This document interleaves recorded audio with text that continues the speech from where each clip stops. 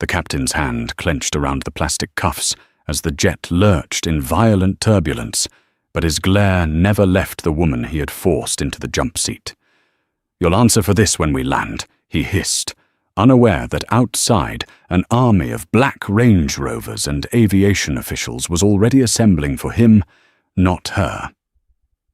Sarah trembled nearby, the assaulted flight attendant he refused to protect. The humiliated passenger sat bound, calm, almost pitying. Sterling thought he was punishing a nobody. What he didn't know was that the nobody had the power to end his entire career before the wheels even touched the runway. The rain at Tetborough Airport was coming down in sheets, drumming a restless rhythm against the sleek aluminum skin of the Bombardier Global 7500.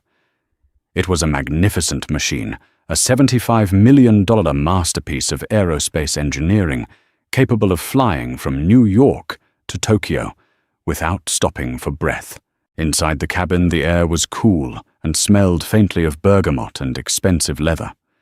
Dr. Elena Ross shifted in the buttery softness of seat 1A, the primary VIP seat on the starboard side.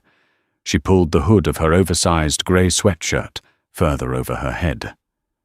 To the untrained eye, the sweatshirt looked like something picked up from a discount rack.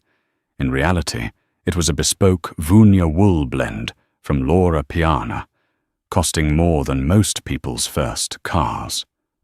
But Elena didn't dress for the gaze of others. Not anymore. She was exhausted. The last 72 hours had been a blur of boardrooms, hostile takeovers, and endless stacks of legal documents in a high-rise in Manhattan. The acquisition of Vanguard Aviation, a premier charter airline servicing the global elite, had been finalized in secret at 3:00 a.m. that morning. The ink was barely dry. Elena hadn't slept. She had booked this flight under her maiden name, Davis, specifically to avoid fanfare. She wanted to see how her new company operated when they didn't know the boss was watching. She wanted quiet. She wanted a glass of sparkling water, a blanket, and 6 hours of silence until they reached London. "Can I get you anything to start, Miss Davis?" Elena looked up. A young flight attendant, her name tag reading Sarah, was standing there with a hesitant but warm smile. Sarah looked tired too, the kind of tiredness that comes from walking on eggshells. "Just some sparkling water with lime." "Please, Sarah," Elena said softly. "And if we could keep the cabin lights dim, I'd appreciate it." "Of course," Sarah whispered, moving with the grace of someone trained to be invisible. Elena closed her eyes. She was 34 years old, a black woman with a doctorate in aerospace engineering from MIT, and a portfolio of patents that had revolutionized drone battery efficiency. She had built her wealth from the ground up, fighting for every inch of respect she had ever garnered. But here in the quiet of the cabin, she didn't feel like a titan of industry. She just felt heavy. The peace lasted exactly 4 minutes. The sound of heavy footsteps coming up the air stairs shattered the calm. A loud, booming laugh echoed from the galley, followed by the deep, authoritative baritone of a man who loved the sound of his own voice. "I'm telling you, Greg, the turbulence over the Atlantic is going to be choppy, but I'll smooth it out. I always do. It's good to have you on board." Elena didn't open her eyes, hoping the noise would pass. It didn't. Captain Marcus Sterling stepped into the main cabin, his uniform pressed to military precision, the gold stripes on his epaulettes catching the dim light.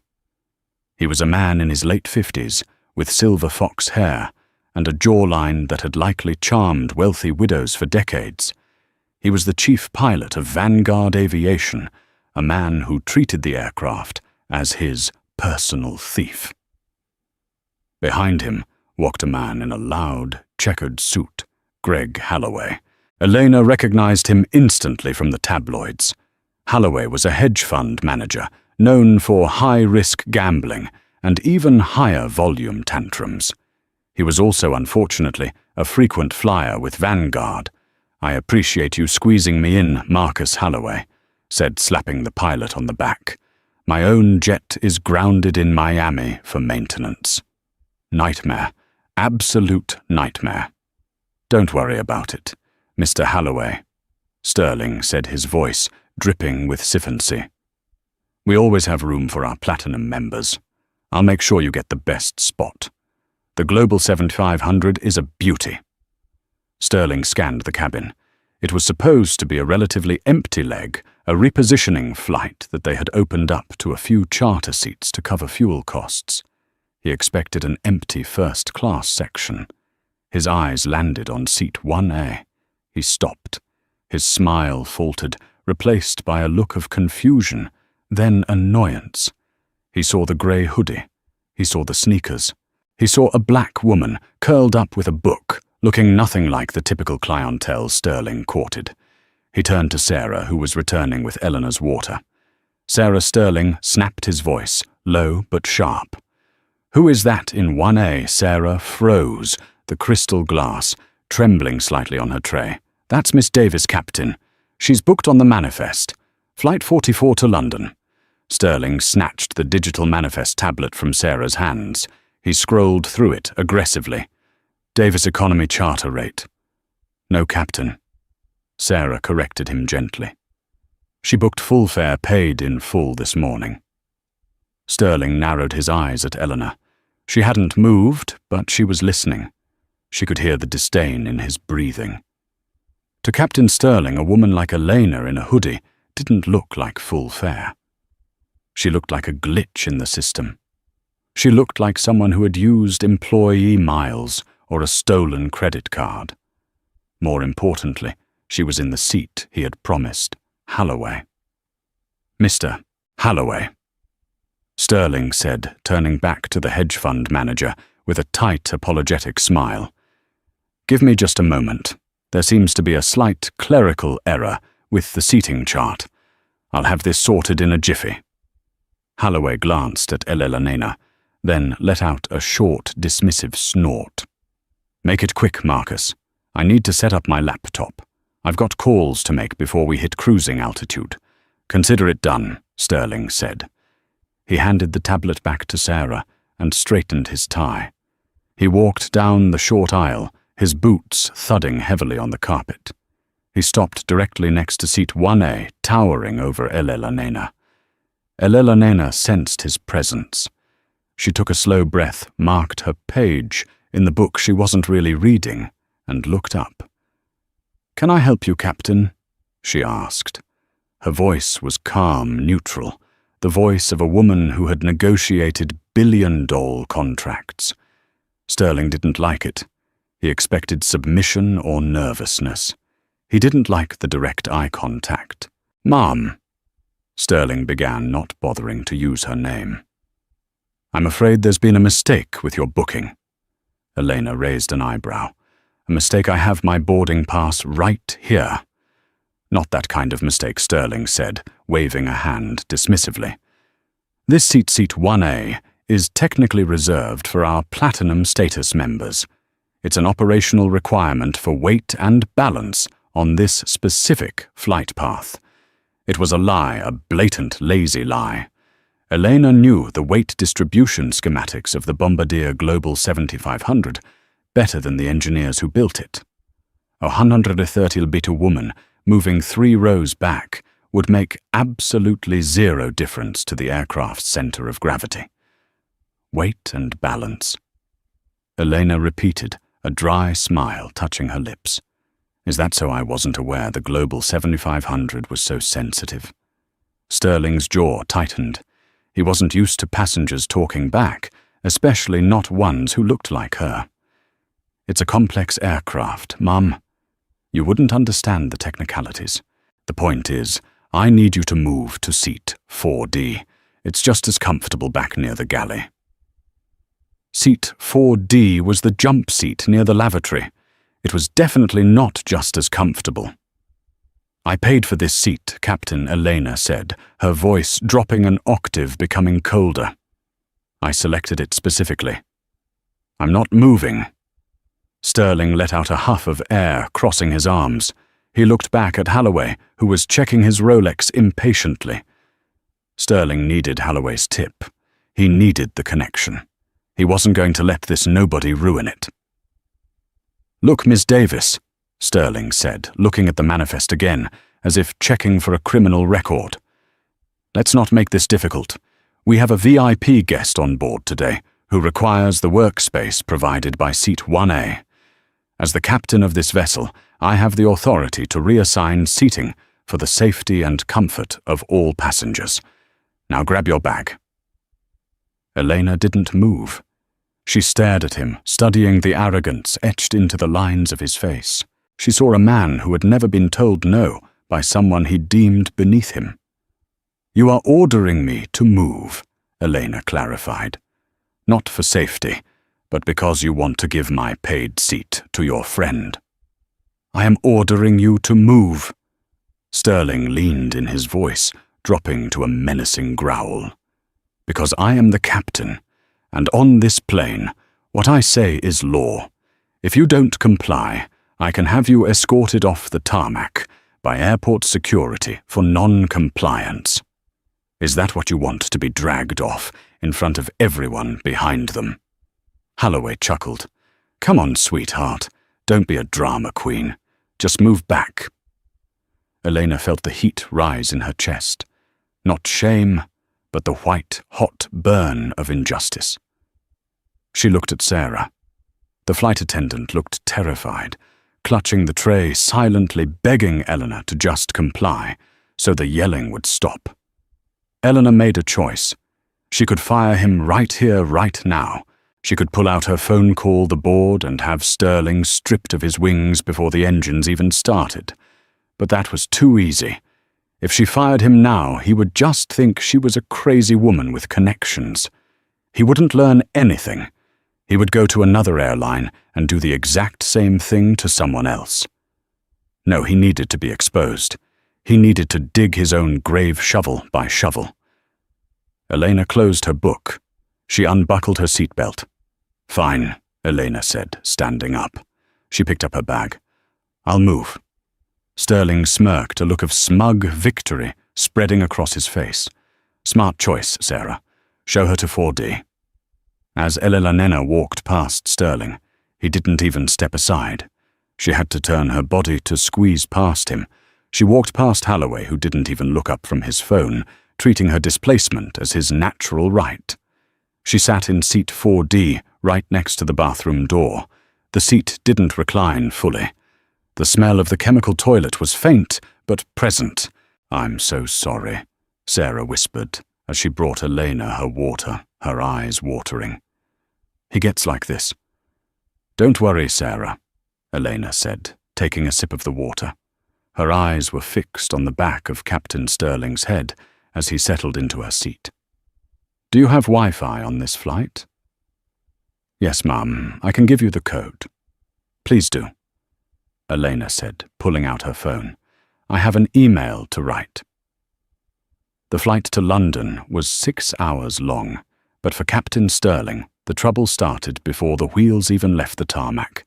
He was in the cockpit, running through the pre-flight checklist with his first officer, a younger man named David. David was a good pilot, technically skilled, but he was passive. He had watched the interaction in the cabin through the open cockpit door and was visibly uncomfortable. "Checklist complete," David mumbled. He paused, tapping his pen on the yoke. "Captain, about the passenger in 1A, was that strictly necessary? The manifest said she paid full fare. Au boisseau." Sterling scoffed, flipping a switch on the overhead panel. "Don't be naive, David. Full fare means nothing if the card bounces, which I guarantee it will. Did you see how she was dressed? Hoodies and sneakers in a Global 7500. She's probably some lottery winner or a rapper's girlfriend trying to act bougie. Holloway, on the other hand, has been flying with us for 5 years. He tips the crew $2,000 a flight. You prioritize the money, David. That's how you survive in this business." I guess David said, though he didn't look convinced. She just seemed very calm. She was intimidated, Sterling corrected. They always are when you show a little authority. Now call the tower. Let's get this bird in the air. Back in the cabin, the atmosphere was thick with tension. Mr. Holloway was loudly conducting a business call on speakerphone, his voice booming through the small space. "Sell the lithium futures, Jerry. I don't care what the report says," Holloway shouted, sipping the champagne that was supposed to be Elena's. In the back in seat 4, Elena was working. She wasn't checking emails or social media. She was accessing the secure internal server of Vanguard Aviation. Her phone, a prototype featuring encryption software she had designed herself, bypassed the standard passenger firewall. She navigated to the HR database. Employee Marcus Sterling, chief pilot, 15 years service. Notes: 4 formal complaints in the last 2 years, 3 for unprofessional conduct, 1 for racial bias. Elena's eyes narrowed. The complaints were there, logged and flagged, but marked as resolved internal review.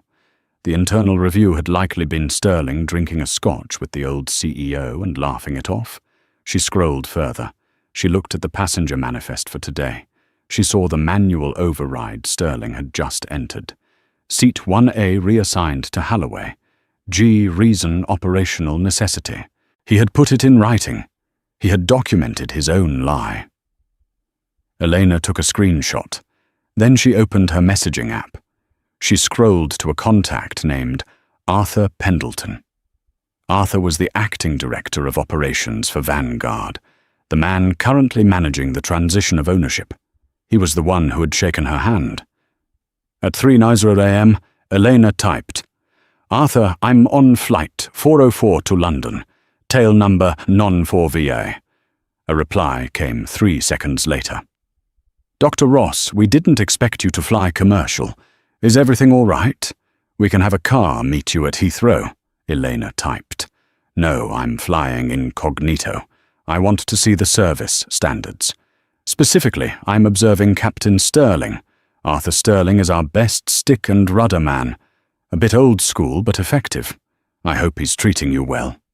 Elena looked up. Holloway was now snapping his fingers at Sarah, demanding a refill. Sterling's voice crackled over the intercom. "Ladies and gentlemen, this is your captain speaking. We're second in line for takeoff. I've turned on the seatbelt sign. Mr. Holloway, sit back and enjoy the ride. To everyone else, stay seated." To everyone else, Elena typed back to Arthur. "There is a situation. Do not intervene yet. I want you to organize a welcome committee for the crew when we land at Heathrow. I want the entire board of directors there, and I want the legal team present." There was a long pause on the other end. The 3 dots bobbed for a while. Arthur, the entire board. "Dr. Ross, is that necessary, Elena?" He moved me from my paid seat to the lavatory jump seat to accommodate a friend. He threatened to have me arrested. He lied about weight and balance safety protocols. "Arthur, I will have the papers drawn up. The board will be at the gate." Elena locked her phone. The plane lurched forward, the powerful Rolls-Royce engines roaring to life as the G-force pushed her back into the uncomfortable non-reclining seat. Elena didn't feel the thrill of flight she usually felt. She felt the cold calculation of a hunter setting a trap. Captain Sterling thought he was flying to London. In reality, he was flying straight into a Hurak. Cruising altitude was usually the most peaceful phase of flight, a time when the roar of the engines settled into a hypnotic hum. But at $41,000 FT, the atmosphere inside the cabin of the Bombardier Global 7500 was toxic.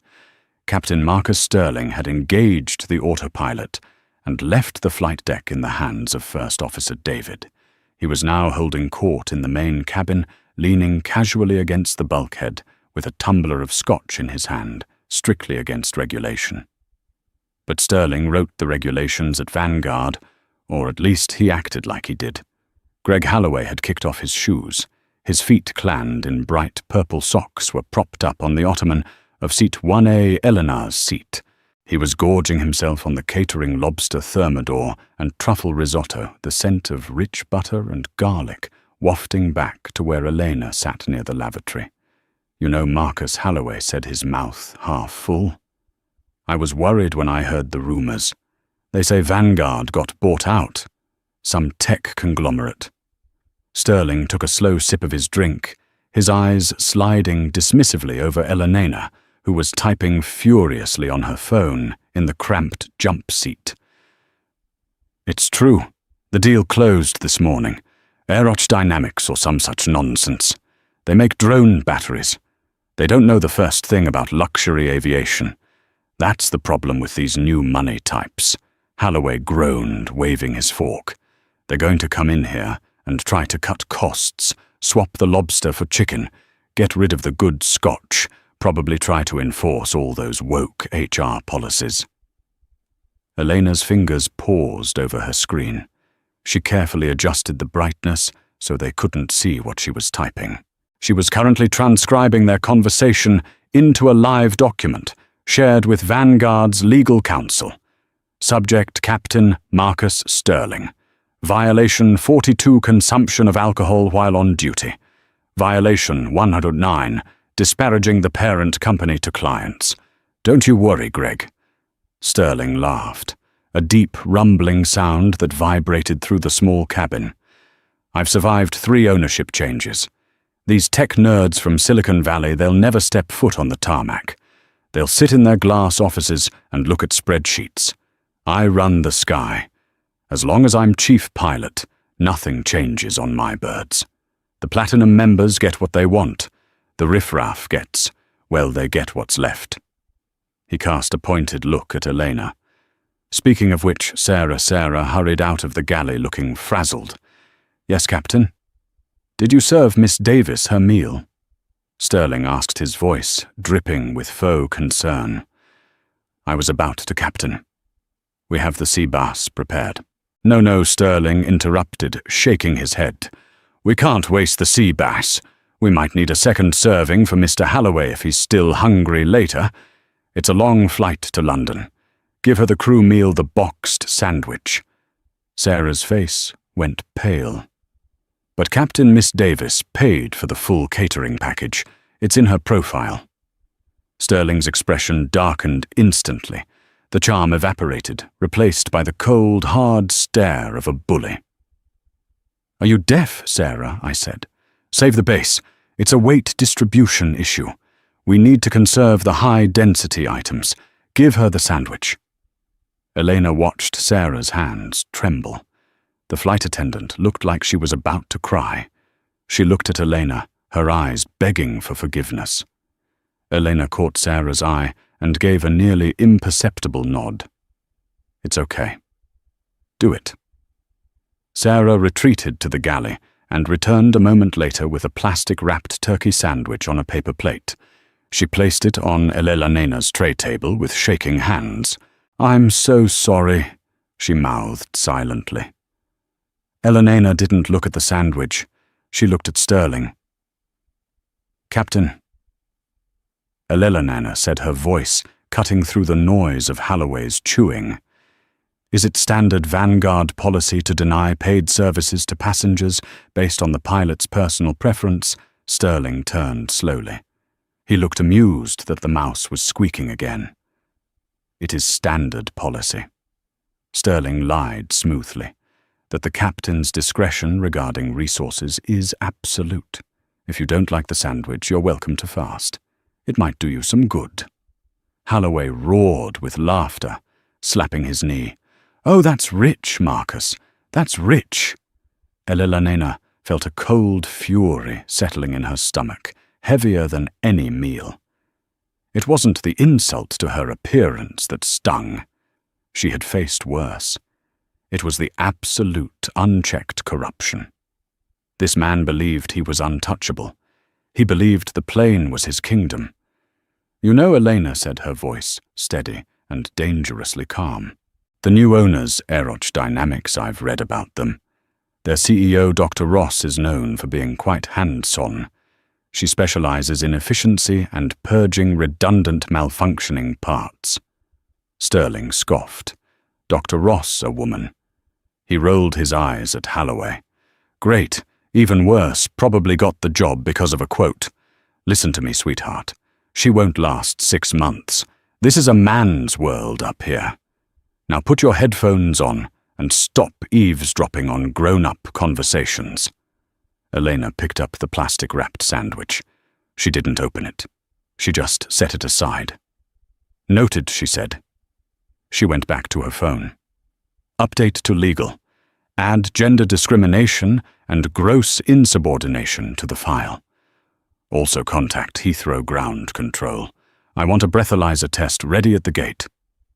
The plane shuddered slightly as they hit a pocket of air. Little bump, Sterling said, not even looking at the instruments. Nothing to worry about. But the bump was followed by a larger jolt, one that rattled the silverware on Holloway's tray. The seatbelt sign pinged on, automatically triggered by the flight computer, not by Sterling. Damn computers, Sterling muttered. David's probably panicking. I better go calm him down. He finished the last swig of his scotch, set the glass down in the galley sink, and popped a breath mint. Keep the champagne flowing, Sarah. Mr. Holloway looks thirsty, as Sterling disappeared back into the cockpit, locking the reinforced door behind him. Eleanor looked out the small porthole window next to her head. The clouds below were turning a dark, bruised purple. The air was changing, and inside the cabin with the captain gone, the atmosphere was about to shift from hostile to dangerous. 30 minutes later, the turbulence hadn't stopped. It had worsened. The Global 7500 was a sturdy beast designed to cut through storms, but the chop over the North Atlantic was relentless. The plane bucked and swayed the floor, tilting at uncomfortable angles. Despite the seatbelt sign being on, Greg Holloway had unbuckled. The champagne had done its work. His face was flushed, his tie loosened, and his inhibitions completely gone. Sarah was in the galley trying to secure the loose bottles and glassware. She was strapped into a jump seat, following protocol. "Hey, dollface!" Holloway shouted from seat 1A. "My glass is empty." "Sir, the seatbelt sign is on." Sarah called out, her voice straining to remain professional over the noise of the wind. "I can't get up right now. It's not safe." "Safe, I'm paying $20,000 for this flight." Holloway unsteadily rose to his feet, grabbing the overhead bin for balance as the plane lurched. "If I want a drink, I get a drink." "Sir, please, sit down," Sarah pleaded. Holloway stumbled down the aisle toward the galley. He ignored Elena, who was strapped tight into seat 4D, her eyes locked on him. He reached the galley and loomed over Sarah, who was trapped in her harness. "You're a pretty thing." Holloway slurred, bracing himself against the wall. He reached out a hand, his fingers grazing Sarah's cheek.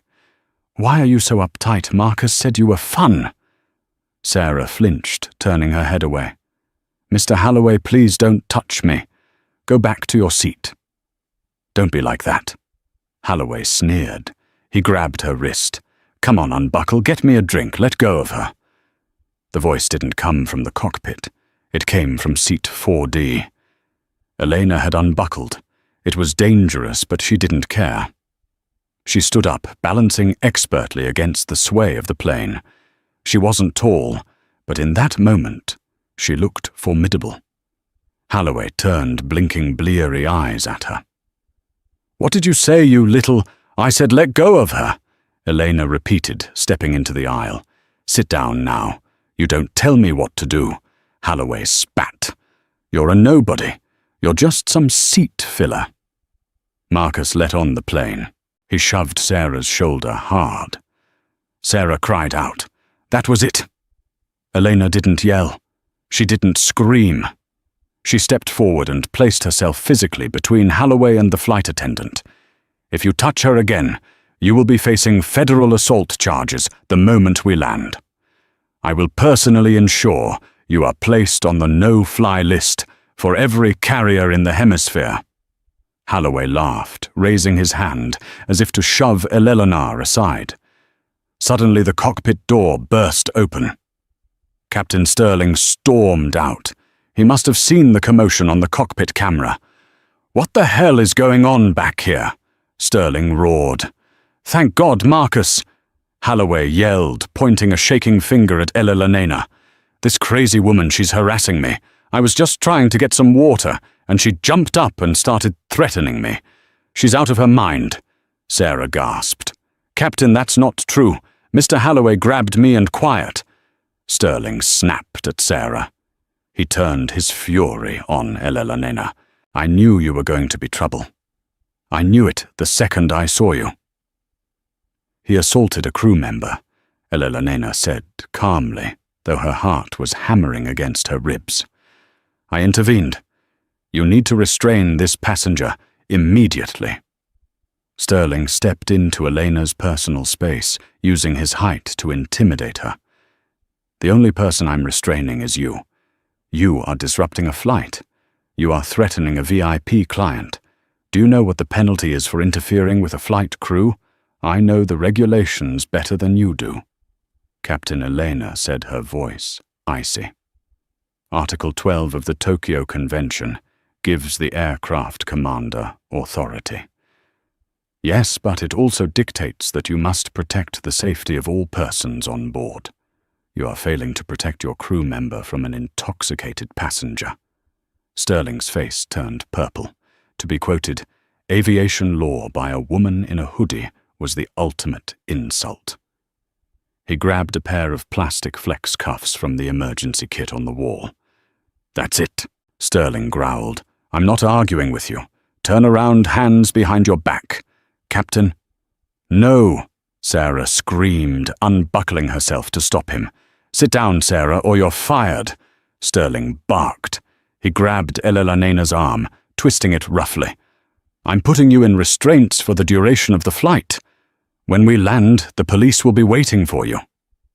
Eleanor didn't resist the physical force. She knew that if she fought back physically, he would claim self-defense. She let him pull her arms back. She let him tighten the plastic cuffs around her wrists, the sharp plastic biting into her skin. She looked him dead in the eye as he tightened them. "You are making a mistake," Captain Sterling Eleanor whispered. "A career-ending, life-altering mistake." "The only mistake I made," Sterling spat, shoving her down into the jump seat and buckling the belt across her chest like she was a prisoner, "was letting you on my plane." He turned to Halloway. "Go sit down, Mr. Halloway. I'll get you that drink myself. Sorry about the trash." Halloway smirked at Elena, adjusting his suit jacket. "Thanks, Marcus. Good to know someone here knows how to handle the help." Sterling went to the galley, poured a fresh glass of champagne, and handed it to Halloway. Then he returned to the cockpit, slamming the door shut. Elena sat in the jump seat, her hands bound behind her back, the humiliation burning her face. Sarah was weeping silently in the galley seat, afraid to move. "Miss Davis," Sarah whispered. "I'm so sorry. I'm so sorry." Elena took a deep breath. She shifted her wrists. The cuffs were tight, but she could still feel her fingers. She leaned her head back against the seat. "Don't cry, Sarah," Elena said softly. Her voice had changed. The anger was gone, replaced by a terrifying certainty. "Why?" Sarah sniffled. "You're in cuffs. He's going to have you arrested." "No," Elena said, staring at the cockpit door. "He's not." She shifted her position, wincing as the plane dropped another Surdor 0F in the turbulence. Because Elena continued, "About 20 minutes ago, I sent a message to the control tower at Heathrow, and I copied the CEO of the airport authority. When we land, the police will be waiting, but they won't be coming for me." She looked at Sarah with a reassuring, steel-trap smile. "I just hope Captain Sterling packed a change of clothes. He's not going home tonight." The plane roared on through the night, a flying prison cell high above the ocean, but the balance of power had shifted completely, and the man flying the plane was the only one who didn't know he had already crashed. The descent into London Heathrow was usually a routine affair for Captain Marcus Stirling, a choreographed dance of altitude adjustments and radio frequencies he had performed 1,000 times. But tonight, the atmosphere in the cockpit of the Bombardier Global 7500 was heavy with an unspoken dread. Outside the reinforced glass, the cloud cover over England was dense and impenetrable, a grey shroud hiding the city lights below. Inside, the only sound was the rhythmic beeping of the flight instruments and the nervous tapping of First Officer David's boot against the rudder pedal floor guard. Stirling sat in the left seat, his posture rigid. He was still seething from the confrontation in the cabin. His knuckles were white as he gripped the side-stick controller. He had flown billionaires, celebrities, and heads of state, but he had never been challenged like that. Not by a nobody, not by a woman in a hoodie. Approach. Stirling keyed the mic, his voice tight. Vanguard 4004, establishing localizer for runway 27 right, requesting priority taxi to the signature flight support terminal upon landing. We have a security situation on board. There was a pause on the radio, a static hiss that seemed to last a second too long. Vanguard 404. The Heathrow Tower controller replied, the voice clipped and unusually formal. Negative on signature flight support. You are instructed to proceed immediately to remote stand 42 upon touchdown. Do not deviate. Emergency services and ground authorities are awaiting your arrival. Stirling frowned, glancing at David. Remote stand for 2. That's way out by the cargo hangars. Why are they sending us to the penalty box? David swallowed hard, checking the flight management computer. Maybe. Maybe because you reported a security threat. They might want to isolate the plane to arrest the passenger. Stirling's frown relaxed into a smug, vindictive smile. Right, of course. They're rolling out the wagon for her. They probably have the armed response unit ready. Good. She deserves a night in a British cell. He leaned back. Confidence restored. He imagined the scene, the humiliation of the woman M. Davis being dragged down the air stairs in handcuffs, the flashing blue lights. Halloway cheering from the window. It would be a story he'd tell at the pilot's bar for years. Back in the cabin, however, the mood was ferial. Dr. Elena Ross sat in the jump seat, her back aching, her wrists throbbing, where the plastic flex cuffs bit into her skin. The circulation to her hands was restricted, leaving her fingers cold and numb. She hadn't moved in 2 hours. She hadn't asked for water. She hadn't asked to use the restroom. She sat with the stoic stillness of a statue. Her eyes closed, her breathing deep and controlled. She wasn't sleeping. She was calculating. Every minute she sat in these restraints added another 0 to the lawsuit. Every minute added another layer of negligence to Stirling's file. She was mentally drafting the press release that would announce the restructuring of Vanguard's flight operations. Across from her, Sarah sat in the crew rest seat, looking pale and sick. She kept glancing at Elena's bound wrists, then at the closed cockpit door. "Miss," Davis Sarah whispered, her voice trembling. "We're descending. Please let me ask him to unbuckle you for landing. It's a safety hazard to be cuffed in a jump seat during touchdown. If we hit hard—" "No," Elena said, opening her eyes. They were clear and sharp, devoid of fear. "Leave them on. I want the police to see exactly how I arrive. I want the board of directors to see this." "The board?" Sarah asked, confused. "But they're in New York." "Not anymore," Elena murmured. "Money travels faster than sound, Sarah, and power travels instantly." In seat 1A, Greg Halloway had passed out. The champagne bottle was empty, rolling on the floor near his feet, a serious safety violation that Stirling had failed to address. Halloway was snoring loudly, his mouth open, drool pooling on the expensive Italian leather headrest. He looked less like a master of the universe and more like a toddler who had crashed after a sugar high. The plane banked sharply. The engines wed as the landing gear deployed with a heavy mechanical thud that reverberated through the floorboards. "Cabin crew, prepare for landing." Sterling's voice barked over the intercom, and Ms. Davis tried not to fall over. The insult was petty unnecessary and recorded on the cockpit voice recorder, CVR. Elena made a mental note.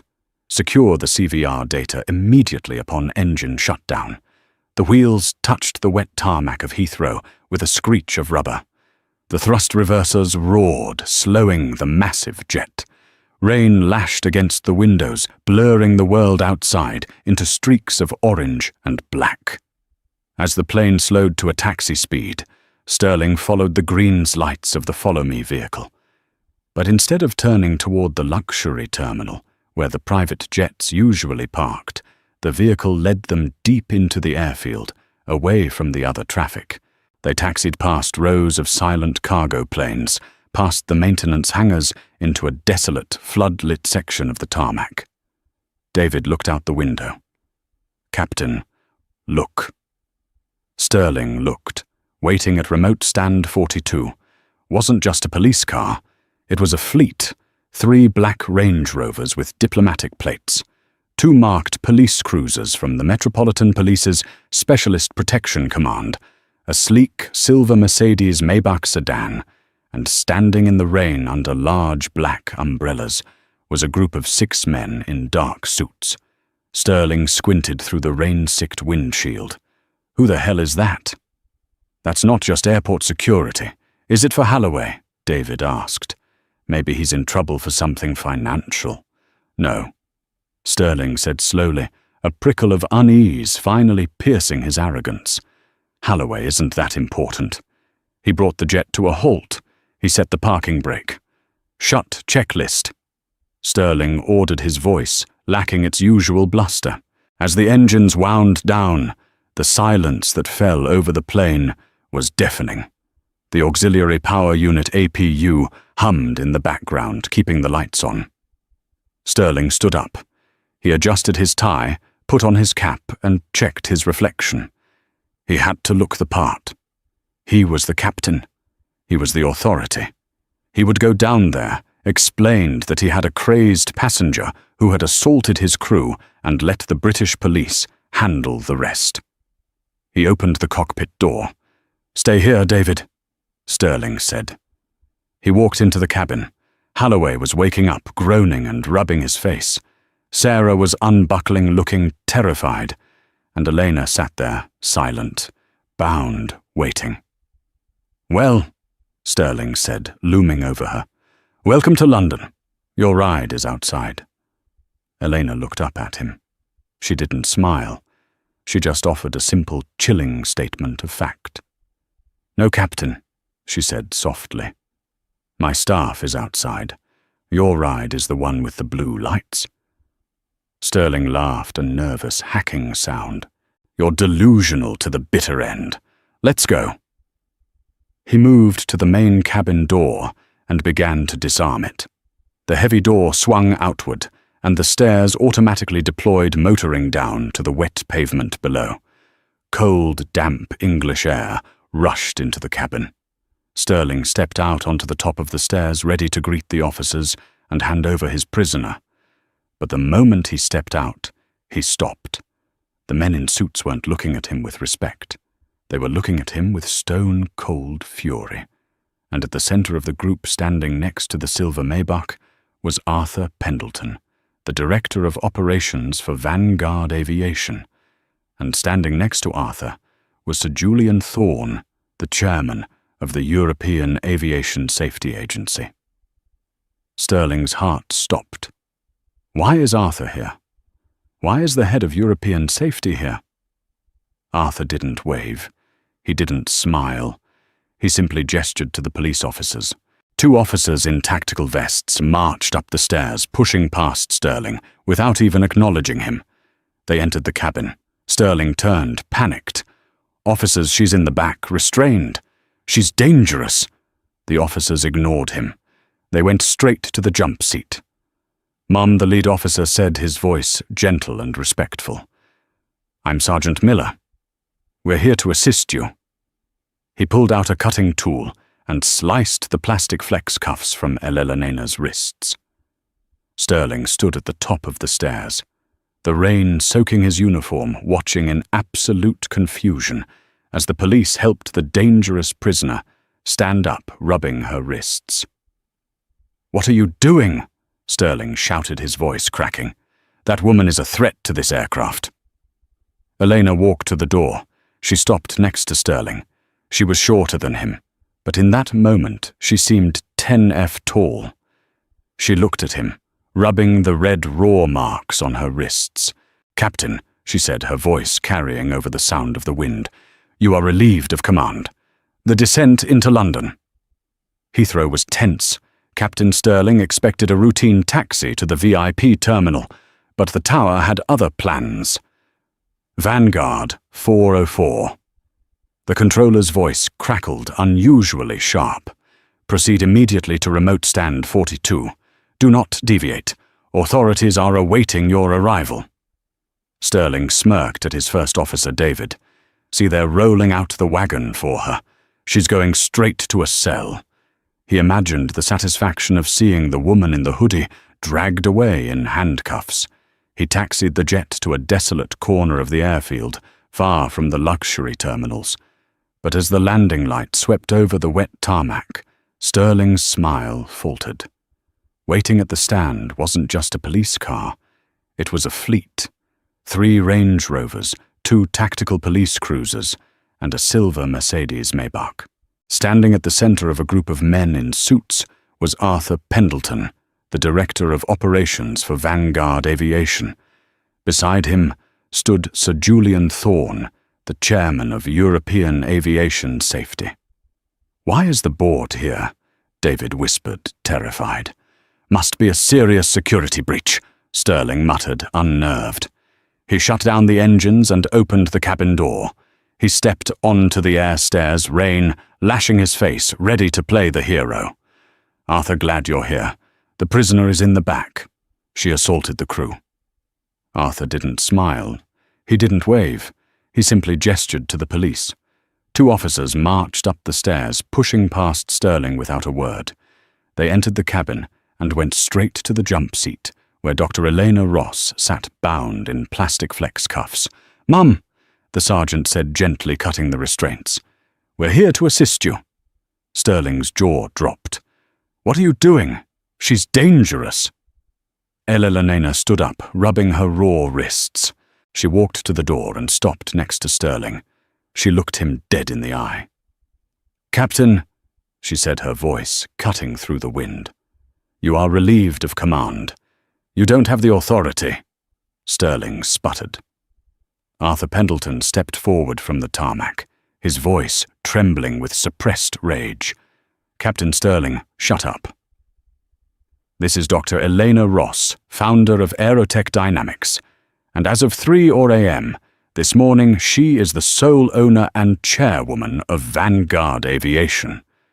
Sterling felt the world tilt. He looked at the hoodie. He looked at the sneakers. "Owner," he whispered. "That's right," Elena said, stepping closer.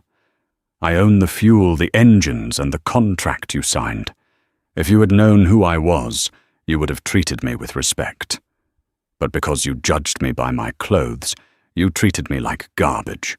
You put your boss in handcuffs because your ego couldn't handle a black woman telling you no." Behind them, Greg Holloway stumbled out, half drunk. "Marcus, get my bags. I have a car waiting." "Mr. Holloway," Elena said, her voice icy, "you do not have a car waiting. You have a ban waiting." "Who is this?" Holloway sneered. "She's the owner, you idiot," Sterling hissed. Holloway froze.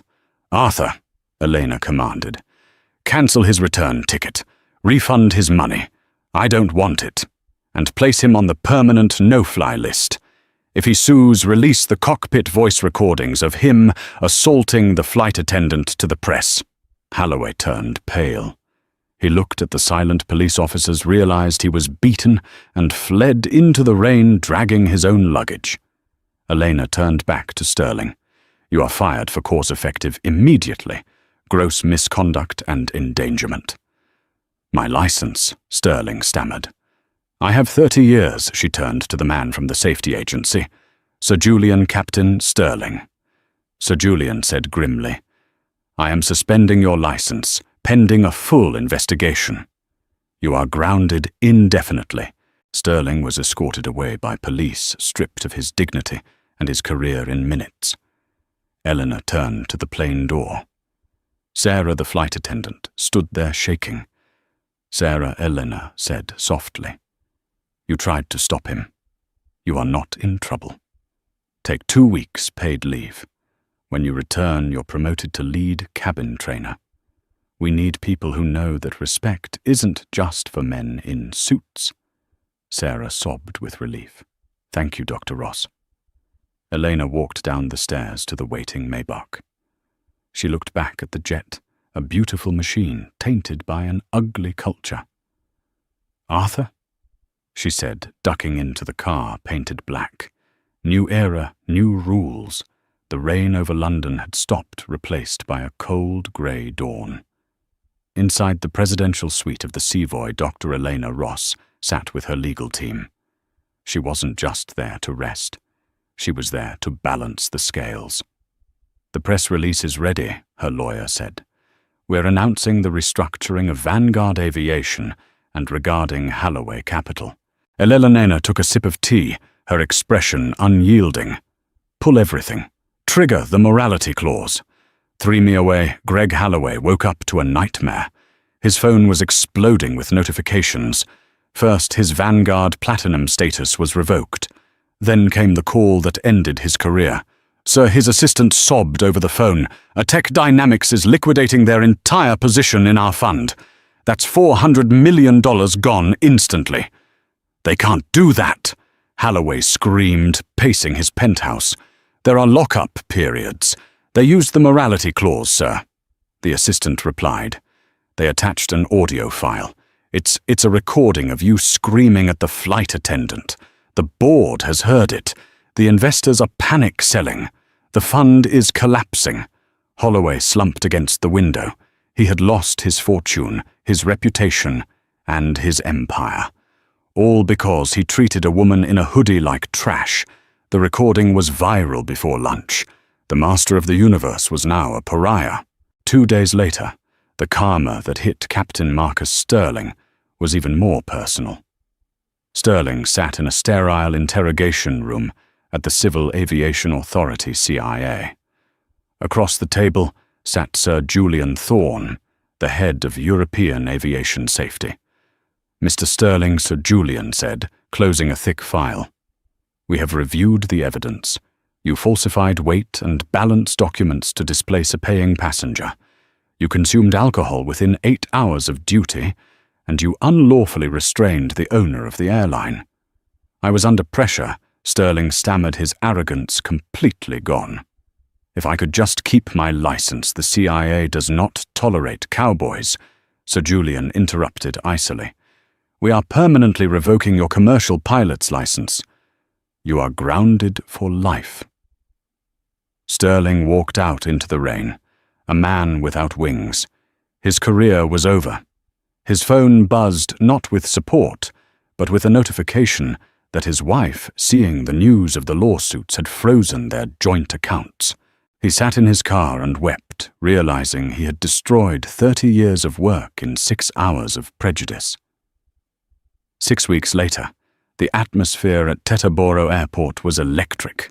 A crowd gathered in the private hangar where a massive shape stood covered in silk. Dr. Elena Ross stepped up to the podium. She wore a tailored white suit, radiating authority. For too long, this airline was run by people who forgot the value of dignity, Elena announced. That ends today. The silk sheet dropped. The crowd gasped. The old Vanguard logo was gone. The Global 7500 was now painted a sleek matte black with a striking gold tail.